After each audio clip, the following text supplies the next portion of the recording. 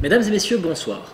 Nous sommes aujourd'hui en présence de Milan Toker, professeur de marketing à l'Université libre de Bruxelles, pour parler du marketing associé aux associations caritatives. Alors, monsieur Toker, première question, quels sont les objectifs des campagnes relatives à ce type d'association? Eh bien, alors, il faut savoir que dans le secteur des grandes causes, on distingue habituellement deux types de campagnes qui fonctionnent sur des mécaniques très différentes.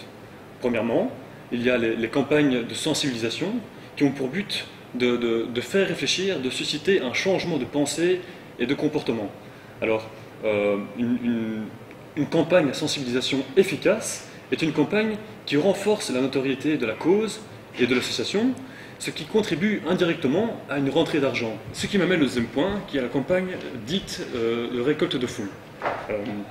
Donc, celle-ci a pour but Celle-ci a pour but de mobiliser au maximum les donateurs afin qu'ils versent le plus d'argent possible. Alors, un aspect primordial de ces campagnes est de maintenir des contacts réguliers avec les donateurs. Ce qu'il faut retenir de ces campagnes, c'est que ce sont les dons qui priment. Alors, merci. Est-ce que toute association caritative de ce type fonctionne sur les deux objectifs que vous avez donc cités? Alors, pas tout à fait. Les organisations vont définir à partir de ces deux options leurs objectifs de campagne. Donc pour certaines, elles vont définir seulement par un objectif, par exemple Gaïa, dont son objectif de campagne est purement la sensibilisation. Un autre exemple serait Télévie, pour lequel son objectif est la récolte de fonds. Et pour d'autres, les objectifs seront aussi bien la sensibilisation que la récolte de fonds, comme par exemple Cap 48. Sur Twitter, un téléspectateur nous pose la question suivante. Monsieur Blumeluber de Bruxelles demande quels sont les moyens mis en place pour atteindre ce type d'objectif. Eh bien, il faut savoir que les moyens mis en place pour atteindre ces objectifs diffèrent selon les types de campagnes. Alors, généralement, pour une campagne dite de sensibilisation, les organisations utiliseront plus des spots dits choquants, voire interpellants. Ensuite, pour une campagne dite de récolte de fonds, là, les organisations se tourneront vers des spots plus spécifiques, par l'intermédiaire, par exemple, de personnalités aimées du grand public. Cependant, de nos jours, certains spots arrivent à réunir ces deux fonctions en un même spot, ce qui a été le cas, par exemple, lors de la campagne en 2010 de Cap 48. Justement, vis-à-vis de cette campagne, en 1994, Eva Herzigova paraissait dans une publicité où elle demandait que l'on la regarde dans les yeux. En 2010, Cap 48 propose une publicité similaire, mais dans un but tout autre. En effet, l'association à but social en faveur des handicapés a suscité par le biais de sa publicité un débat national, puis international, sur la place des handicapés dans notre société. Le web s'est directement emparé du sujet en le diffusant aux quatre coins du monde, sur des blogs ou des sites web spécialisés, en donnant une publicité à l'association comme elle n'en avait jamais eu auparavant. Un tel buzz que des dizaines de journaux se sont arrachés les interviews de l'actrice, des journaux très diversifiés allant des cosmétiques aux journaux féminins, de finance et finalement d'actualité. Tout de suite, nous allons vous présenter un reportage où nous interviewons les protagonistes de cette publicité.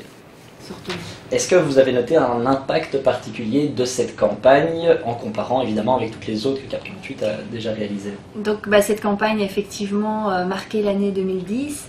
Notamment parce que elle a fait le tour du monde, donc déjà rien que ça a été une expérience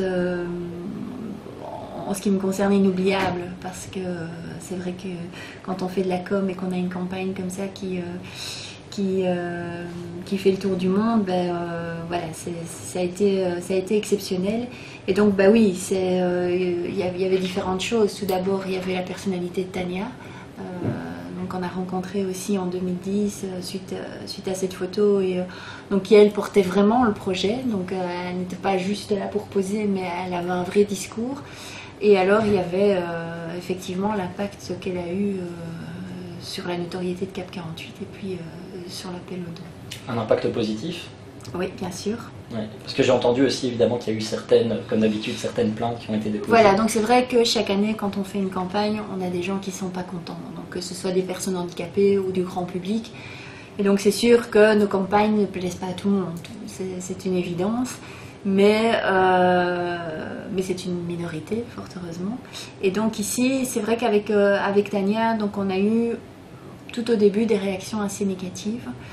La première fois qu'elle a été diffusée, on a eu une plainte de la part d'un lecteur, et bon ben voilà, hein, donc nous on a décidé de réagir, mais on a décidé surtout de porter cette campagne et de la défendre. C'était une plainte qui se basait sur quoi? Sur la provocation, je pense, sur la nudité. Voilà, c'était pas tellement de montrer le handicap, mais c'était plutôt d'avoir cette personne en soutien. Et voilà, ça a dérangé. Cette campagne a fait le tour du monde. Bon, elle a fait le tour du monde aussi parce qu'elle faisait référence à une campagne des années 90 avec Eva Herzigova qui pour le Wonderbra. Donc c'est vrai qu'il y a eu deux choses. Il y a eu, on s'attaquait entre guillemets, mais à une campagne qui à l'époque avait fait beaucoup de bruit, qui avait marqué les esprits. Et puis d'autre part, bon, là on montrait le handicap et on montrait une belle personne handicapée, ce qui parfois voilà, parce qu'on n'a pas, quand on pense handicap, on dit handicap, moche.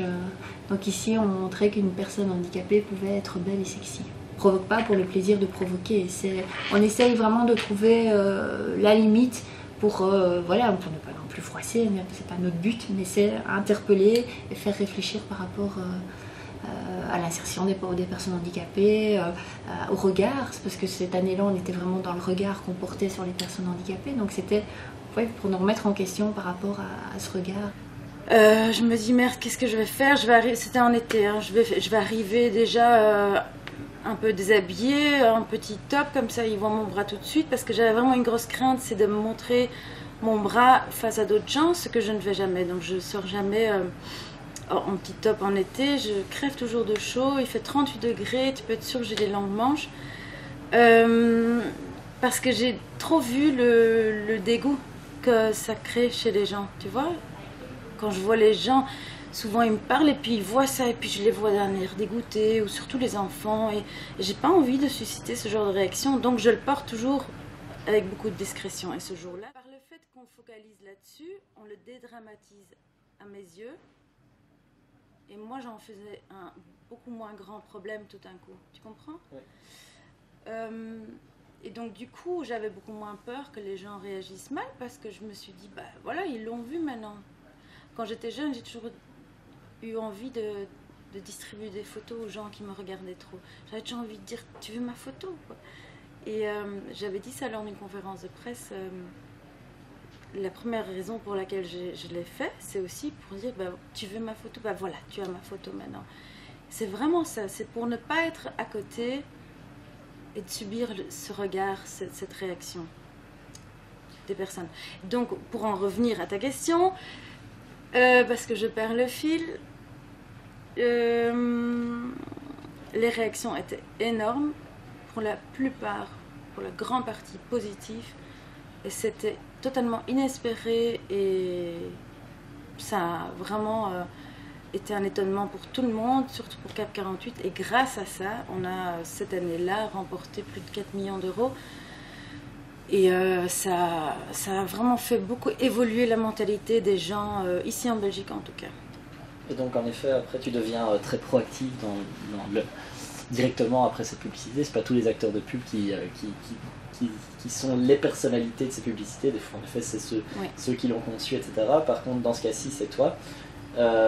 Donc tu deviens aussi ambassadrice de Cap 48. Comment tout ça se passe? Comment est-ce que tu décides aussi de te mettre comme ça au devant de la scène, du moins au devant de cette publicité? J'ai vu les super bonnes réactions qu'ont eu les familles concernées, donc les familles des personnes handicapées, lors des différents événements que Cap 48 organise, où du coup on m'invitait et et je rencontrais donc sur le terrain les personnes concernées et j'ai vu leurs réactions, j'ai vu les parents qui étaient tout fous que leur enfant handicapé puisse me rencontrer. Ils ont fait des photos, je me suis assise sur les genoux des personnes en chaise roulante, je leur ai fait des câlins.